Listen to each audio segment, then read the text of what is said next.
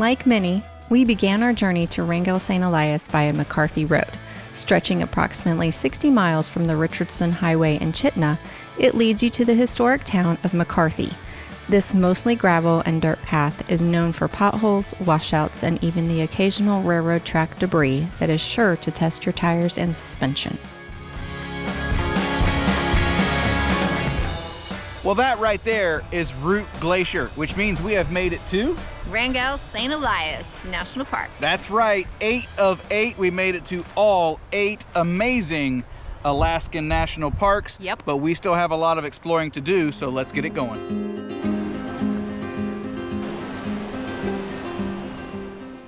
As soon as we had camp set up, we headed into the town of McCarthy for a little exploring.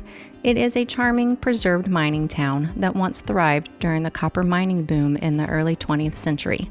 Today, it serves as a gateway for exploring the park's interior and the Kennecott Mine. After an amazing dinner, the afternoon's equivalent to brunch, at the Potato, we grabbed a shuttle to take us the 4 miles to Kennecott. This small mining town offers a glimpse into the past with its well-preserved buildings and fascinating stories. Before immersing ourselves into this, we stopped at the visitor center and then booked a tour of the mine for the following day. Kennecott offers a captivating insight into early mining life while being nestled in the heart of the Alaskan wilderness. The lives of the Kennecott miners were characterized by the harsh realities of early industrial labor. These resilient individuals, drawn to the promise of prosperity through copper, faced grueling working conditions in the rugged mountains. Remote and isolated, the miners endured extreme weather, challenging terrain, and limited access to amenities. Their lives were centered around the demanding daily grind of extracting copper ore, often navigating treacherous conditions deep within the mines. Despite the challenges, a strong sense of community emerged among the miners, with shared hardships fostering camaraderie.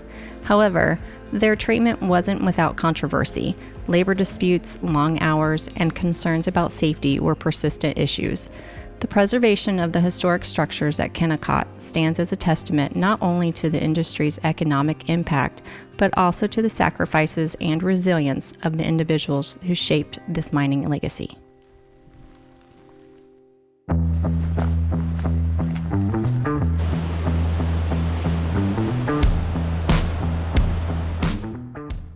Operation of the Kennecott Mine began in 1911 and played a crucial role in the region's development, extracting vast amounts of copper from the rich deposits beneath the towering mountains. The iconic red buildings of Kennecott reflect the architectural grandeur of the past and offer a fascinating glimpse into copper extraction and the processing of raw ore.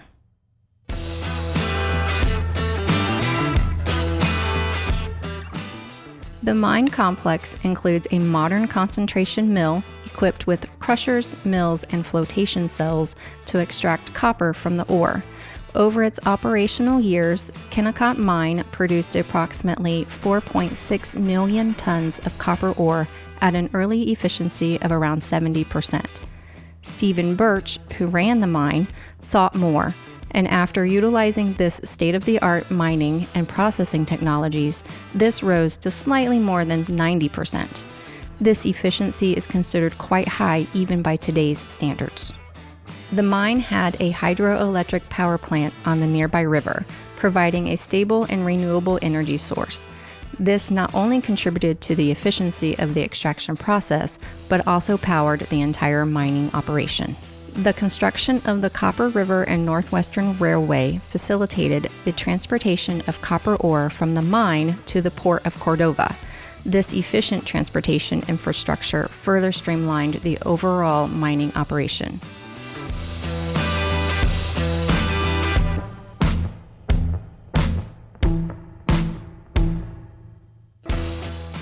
Unfortunately, by 1938, declining copper prices and the depletion of easily accessible ore led to the eventual closure of the mine. In 1986, the Kennecott Mine's National Historic Landmark was designated to preserve and interpret the site's historical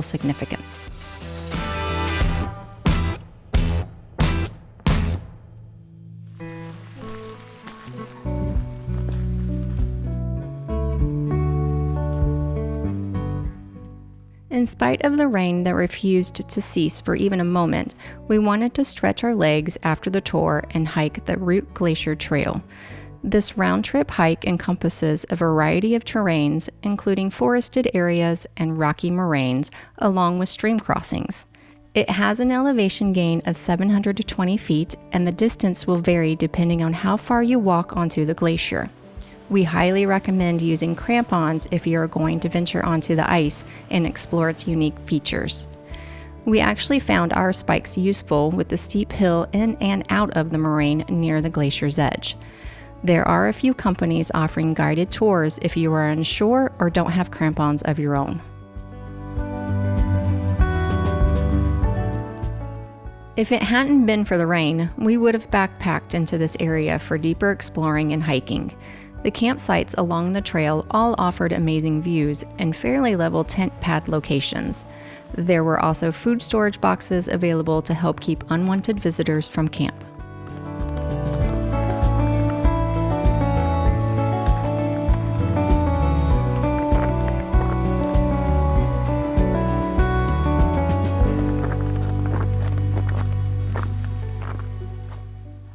Our trek back out was a bit rushed as the last shuttle was scheduled to run at 6:30 p.m., and we were cutting it close.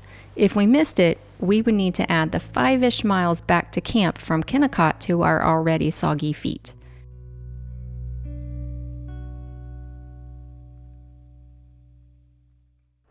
Well, unfortunately, it has been another day and a half of wet, but lovely time here in the Kennecott Mine Mill area. That's right, but we are not done, at least not with this national park. We're going to swing back down to the town of Chitina. See, I would mess all of this up. The guide, or the national park ranger, on the way in at the first down in the town where we stopped, had offered up a hike down there that she really enjoyed. So we're going to go check that out before we move on to the north side and take on the road. The Nembezna Road. The Nembezna Road. And I think we're going to try to camp out there. Yes. So here we go.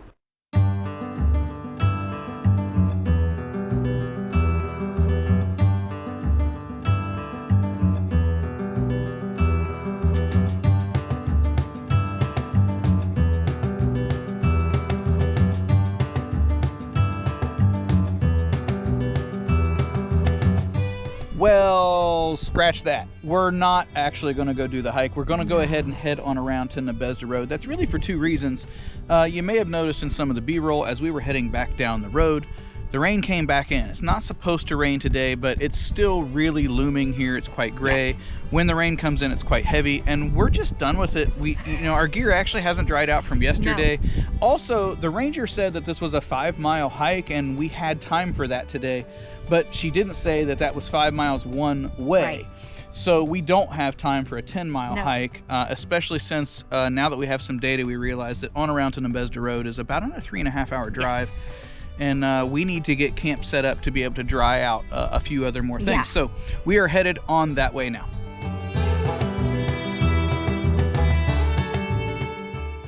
Wrangell-St. Elias National Park holds the title of being the largest national park in the United States, encompassing over 13 million acres. The rugged landscape is dominated by several of the continent's highest peaks, including Mount St. Elias, and it is home to numerous glaciers.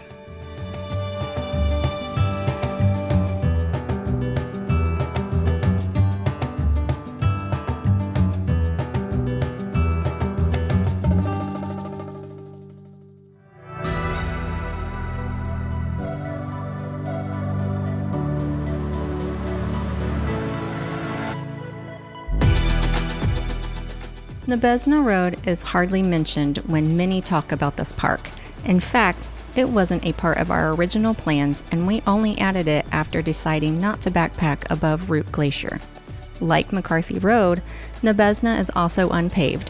While not built over a rail bed, it travels along and through several rivers and streams, making it equally challenging to navigate. It is about 42 miles long and offers a more solitary experience with panoramic views of the Wrangell and Mentasta mountain ranges. This road also presents more opportunities for hiking and camping, with access to many trailheads and both formal and informal camping spots.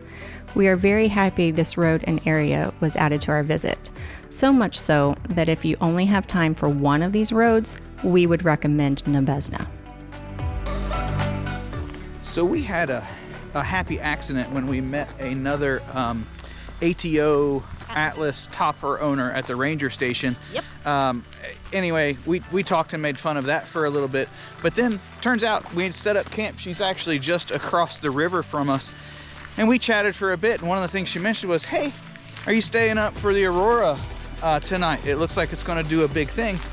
And we were completely ignorant about it. We didn't know. So we've doubled down on some research ourselves. In fact, we've been doing a little bit of prep. I may miss this burner of a sky in an epic camping location. You can actually hear her pups barking probably in the background now. But yeah, that would be nice. That's a bucket lister for us. So we don't know if it'll happen, but we sure hope so.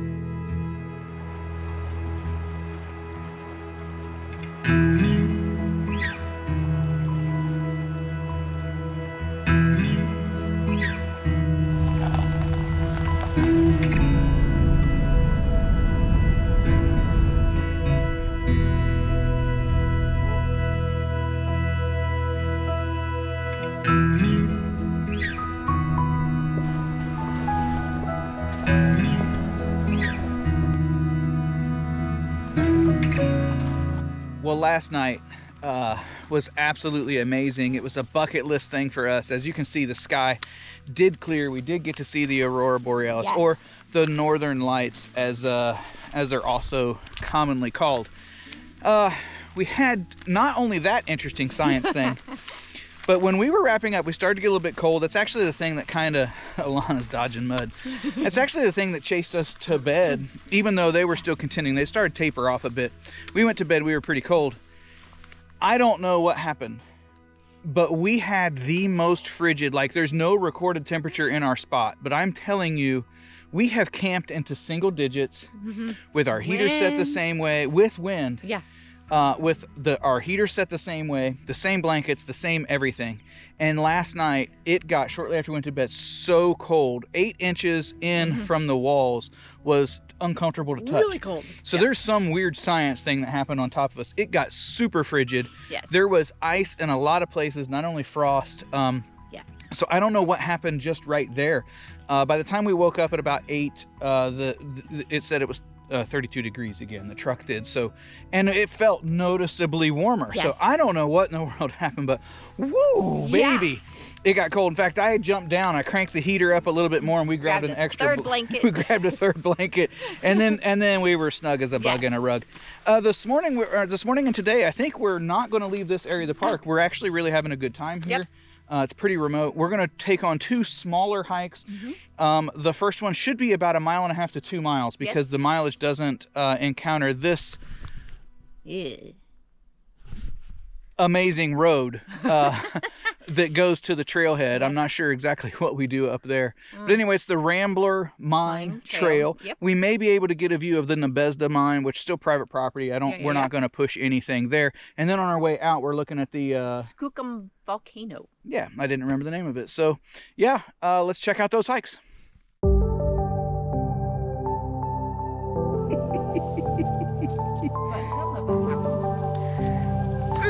She got it. She got it.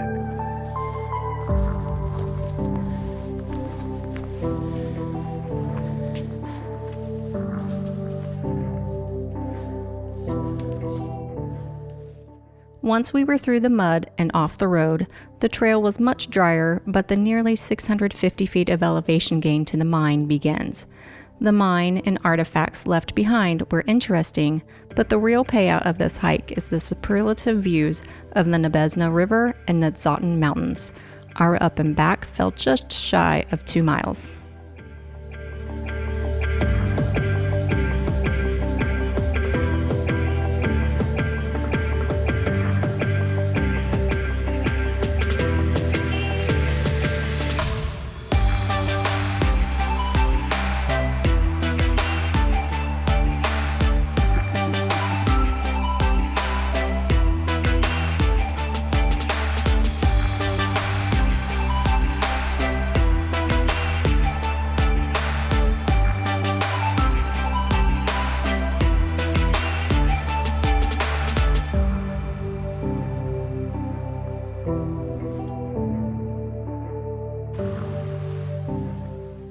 Skookum Volcano Trail starts off with an easy stroll through the forest before you start following along the creek with multiple crossings that may take some time to find the best spot and path.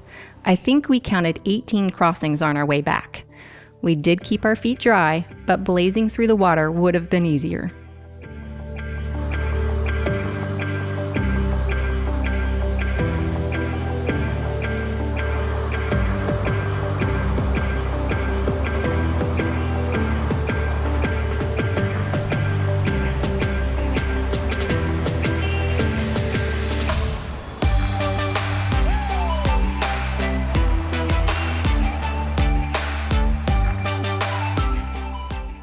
The elevation gain begins immediately from the trailhead and starts rather gradual. Once out of the forest, the rate of gain increases dramatically the closer you get to the summit. So much so that we really had to push ourselves to make it to the top. Once there, we enjoyed a small break and 270-degree views before heading back down. Final push, baby. That's it. What's the reward? What's the reward? So beautiful. Oh. Woo.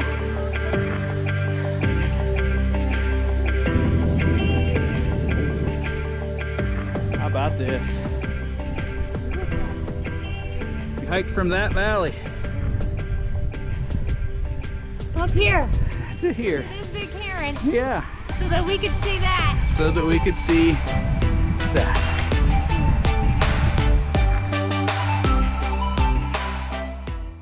When we got back to the truck, we had added 5.5 miles and 1,950 feet of elevation gain to our day.